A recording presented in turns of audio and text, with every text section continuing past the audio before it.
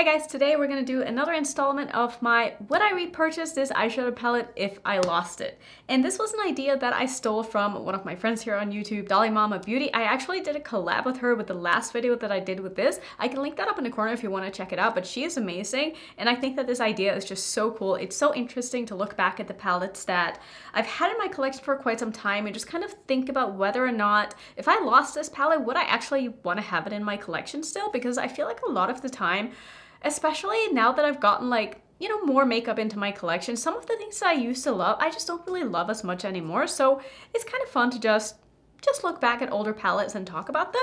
But before we get into that, this video is actually sponsored by Luisa. Thank you, Luisa, for partnering with me again. They are actually having a Mother's Day sale, which Mother's Day is coming up very soon, and they wanted me to, promote this for you guys because I love the brand, and you see me wear the jewelry all the time. If you're unfamiliar with Luisa, they are a sustainable jewelry brand. They make all of their jewelry in small batches. They're silver and gold plated, and I think that they are beautiful. They're very elegant. They can be kind of dainty, but it depends on the style that you go for. They also have some, more out there pieces, and I personally like the ones that are sort of more on the subtle side because I feel like they go with everything, and especially the pieces that I'm wearing today. I feel like something like this, I can literally wear whatever it is that I want and these pieces are going to look great. So I'll show you the pieces that I'm wearing up close so you can get a better look at them. Let's start with the bracelet because I'm not really much of a bracelet person, but I saw this and I was like, this is so cute that I will give bracelets a chance and see how I really feel about them after not having worn them for a while. This is called the Plouise bracelet and it's $59. Now, the campaign that they're running is basically buy one, get one 40% off, which is a really, really good steal. And obviously with it being Mother's Day, gifting jewelry is always a good idea, and even if you just want to buy yourself something on a discount, that is totally fine too. Now, speaking of Mother's Day, I'm actually going home to see my mom. I think by the time that you see this, I'll probably be back from my trip already, but they live in Norway. I haven't been home in over 2.5 years, and in Norway they don't celebrate Mother's Day on the same dates as they do in the States, which I thought was so weird when I first came here. I was like, wait, why is it different? That doesn't make any sense. So when I go home, it's sadly not going to be Mother's Day for me, but I still, I still love my mom a lot, and I'm just really excited to see her, even though we don't get to celebrate Mother's Day together because that is in February in Norway. But that's not what this video is about, is it now? Let's talk about the earrings that I'm wearing. These are called the Xenia earrings. These are also $59, as well as the necklace that I'm wearing. So all of these pieces are actually $59. They cost exactly the same, which I didn't realize that until just now when I was looking up the prices. That is kind of funny and super random, but I guess they're consistent. I will say though, their jewelry do start at $39 and go up, so depending on what pieces that you are looking at, they're not all going to be $59. Don't worry, you can definitely get cheaper pieces as well, or you can get finer jewelry that will cost a little bit more. But no matter what you end up picking up, their quality is amazing. I've had so many of my Ana Luisa pieces for so long, and it's pretty much all that I wear now, except for just a couple of days where I want to wear something like fashion statement jewelry, something really big. But for the most part, I really only wear my Ana Luisa pieces because they're just so easy to wear, and I love that they go with everything that I have in my wardrobe. So go ahead and check out their sale if you're interested in picking up something as a gift or maybe even just for yourself, because who doesn't like some jewelry, right? I will of course have a link down below in my description box if you want to go check it out. It's not affiliated, but it will have a tracking on it so that they know that I sent you. So yeah, go ahead and check it out if you want to get some jewelry because they are amazing. Let's talk about these palettes now because I felt like when I was looking through these, I was like, this is going to be interesting because I had thoughts spinning around in my head as I was going through it, and I was trying to not make up my mind before I actually sat down to film this portion of the video. So we're just gonna start on top. I had 10 palettes in front of me. Let's start with this one. This one is the Vida palette from Melt. Now all of these palettes were just picked randomly. I basically just grabbed a palette that I haven't already talked about, and we're just gonna talk about it and see if I want to repurchase it. Now some of these things I think I've gotten in PR. Most of these I've actually bought myself, I think, but that's not going to change my opinion on whether or not I would repurchase it, but I might let you know if I would have bought it in the first place if I did get it sent in PR, because I feel like that would definitely tell you whether or not I would buy it again, if you know what I mean.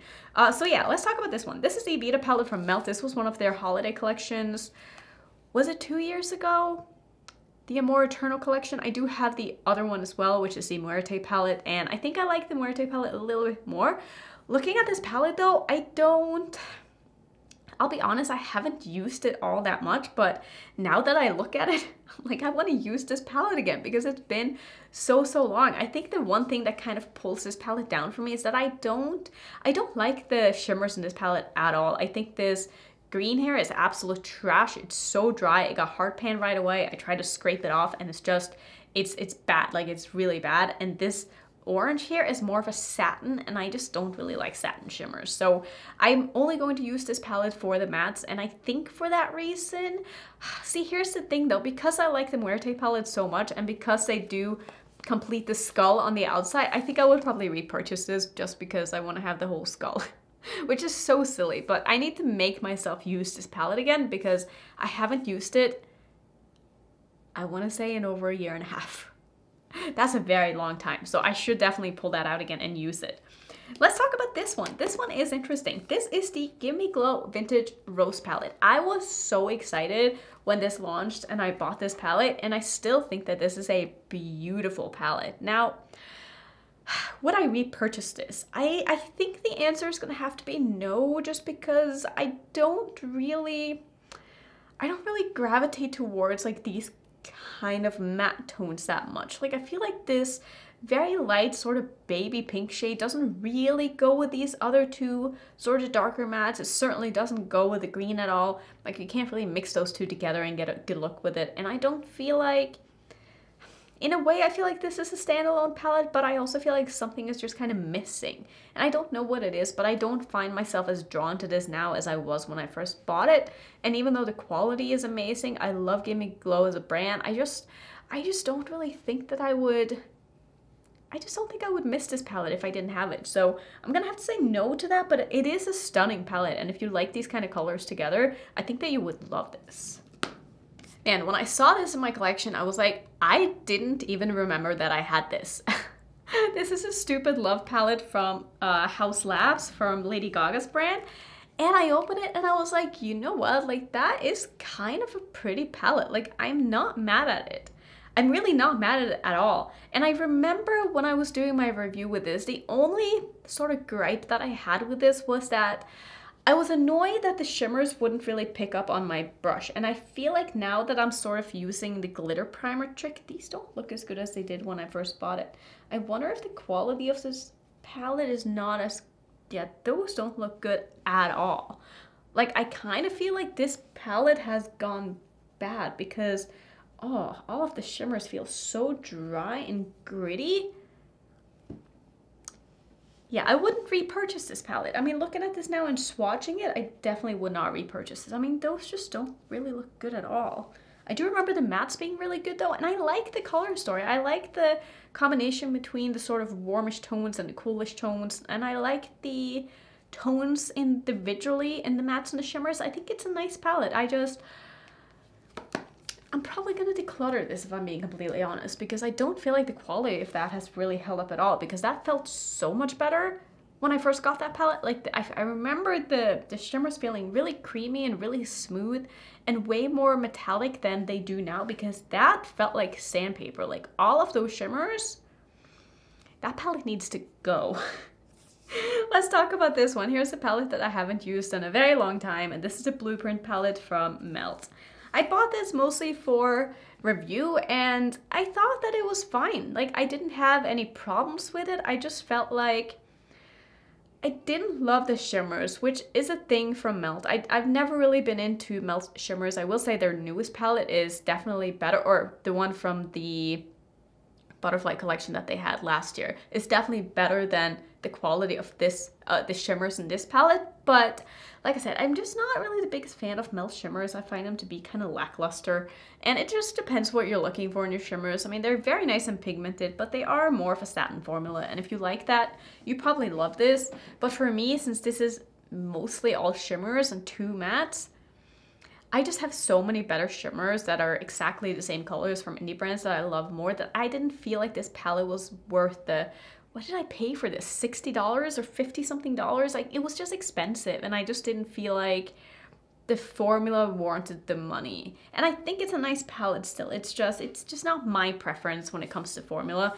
So I definitely wouldn't repurchase that palette because, like I said, I haven't used it in such a long time. Now, speaking of blue palettes, this is very random. I did not mean for this to be placed here at all, but this is the Sweet Shop palette from BH Cosmetics, and this is the bubblegum palette. Now, BH Cosmetics is, I don't even know what their deal is. I mean, they got bought by Makeup Revolution and they filed for bankruptcy, and who knows what's going on with BH Cosmetics, but needless to say, you cannot get this palette anymore.